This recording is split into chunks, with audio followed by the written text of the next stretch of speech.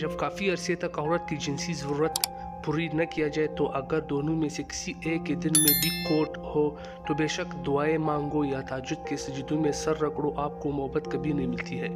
جو انسان کو توڑ کر رکھ دے جذبات زندگی کے لیے ضروری ہے کہ پوری زندگی پر ان کو حاوی کر لینا اپنی ذات کے ساتھ سخت ناانصافی ہے۔ زندگی کے سفر میں ہر کوئی شجر سائیدار نہیں ہوتا، لہٰذا حد تک رکھا کرے ورنہ امید برجو ریزہ ریزہ ہو جاتا ہے۔ صبر کے کچھ کونٹ اتنے کڑوے ہو جاتے ہیں کہ پوری زندگی کی مٹاس چھین لیتے ہیں۔ جن لوگوں کو ہم اپنا قیمتی سرمایہ سے جب وہ لوگ کوٹھے سکے سے بدتر نکلتے ہیں تو ہماری بے بسی کی انتہا عروج پر چلی جاتی ہے۔ زندگی بہت آسان ہو جاتی ہے جب کافی عرصے تک عورت کی جنسی ضرورت پوری نہ کیا جائے تو آپ لوگوں کو اپنی ذات کے بارے میں صفائیت دینا بند کر کے اپنے کام پر دھیان دینے لگ جاتے ہیں۔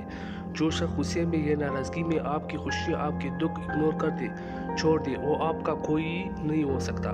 جس کی نظر میں محبت لباس نہیں ہوتا اس کی نظر میں کوئی فرق نہیں ہوتا۔ وقت گزر جاتا ہے، بحران کتنی شدید ختم ہو جاتے ہیں اور مایوسی کتنی لمبی اور رحمت آئی جاتی ہے۔ آزمائش کا دور ختم کر دیتا ہے۔ اکثر وہ لوگ جو دوسروں کے پیروں تلے سے زمین کھینچنے میں بہت دلچسپی رکھتے ہیں اور اس کو زندگی کا حصہ اور خوشی سمجھتے ہیں، ان کو ضرور سمجھ لینا چاہیے کہ جب وقت پلٹتا ہے تو پھر ایسے لوگوں کو کہیں پر رکھنے کی جگہ بھی نہیں ملا کرتے۔